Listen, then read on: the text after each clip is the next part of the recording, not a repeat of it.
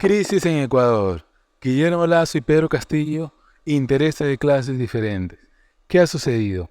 Bueno, la noticia del día de hoy indudablemente es el hecho de que el presidente de Ecuador, Guillermo Lasso, decidió disolver la Asamblea Nacional que estaba a punto de destituirlo, acusándolo de actos de corrupción. Muchos han salido a justificar esta medida diciendo de que Guillermo Lasso usó, una medida legal que le permite la muerte cruzada, es decir, disolver la asamblea y convocar a nuevas elecciones.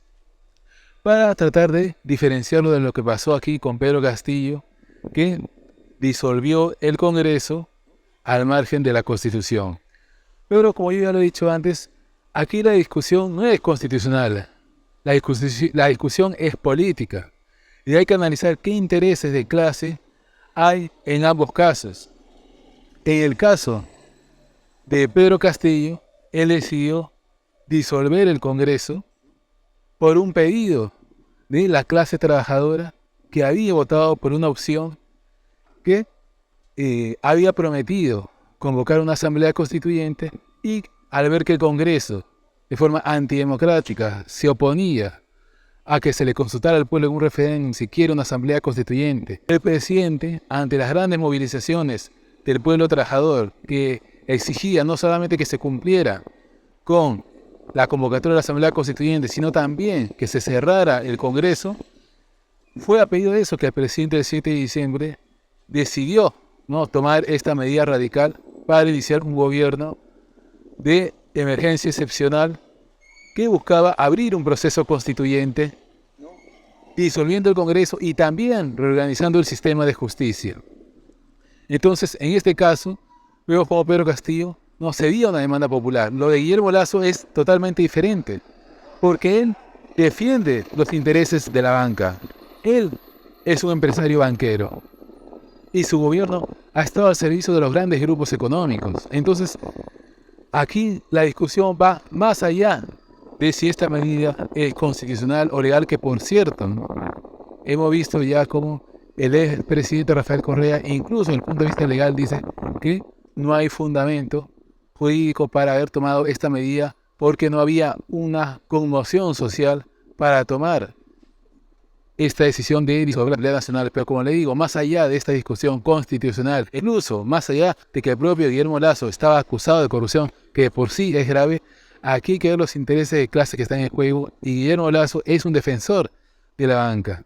Y para poder aplicar toda su política abiertamente derechista al servicio de la reacción, necesita, obviamente, disolver ese Congreso para que así se convocaran nuevas elecciones y la derecha, tener la posibilidad de tener no solamente la presidencia, sino también una mayoría congresal que no la tiene, porque es la izquierda la que tiene la mayoría, o tenía la mayoría en la Asamblea Nacional disuelta de Ecuador.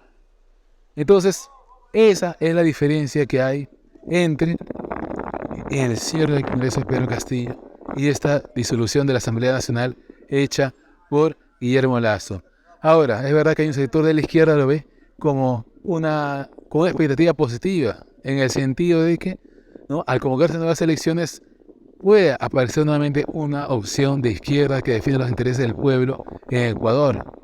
Sí, es probable, pero aquí no hay que verlo solamente de esa posición. Lo que ha hecho Guillermo Lasso es una medida abiertamente radical en defensa de esos intereses de clases que él defiende, que son los intereses de la banca. Por eso va a gobernar por decreto, sin ceder absolutamente nada a la clase trabajadora, como era la posición que había tomado Castillo el 7 de diciembre. Así que hice este video para que vean cuáles son las diferencias entre la medida tomada por Guillermo Lasso de disolver la Asamblea Nacional y la medida tomada por Pedro Castillo de cerrar el Congreso. Repito, aquí hay intereses de clases diferentes y hay que no solamente analizarlo, tomar posición en base a eso. Y por eso, desde aquí, hago un llamado a los trabajadores ecuatorianos de que salgan a movilizarse en las calles para luchar contra ese gobierno que abiertamente va a entregar todas las medidas con esta nueva fase del gobierno por decreto a favor de los intereses de los grandes grupos económicos de Ecuador. Indudablemente, la clase obrera ecuatoriana, los indígenas ecuatorianos que han tomado el protagonismo en muchas luchas a lo largo de toda la historia de Ecuador, tienen que movilizarse para enfrentar, ¿no?, a este gobierno abiertamente al servicio de lo más poderoso de Ecuador y que busca, indudablemente, ¿no?, atacar los intereses de la clase trabajadora. Bueno, eso es todo. Espero que les haya gustado este video. Me gustaría que lo comenten, que den like y se suscriban al canal. Ya saben, pueden seguirme en mis redes sociales. Les dejo en la descripción los links para que puedan seguirme en Facebook, en Twitter y en TikTok. Nos vemos.